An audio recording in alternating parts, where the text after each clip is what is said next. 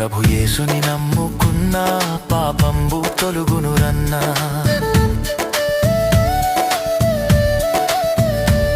ప్రభు యేసుని నమ్ముకున్నా పాపంబు తొలుగునురన్నా.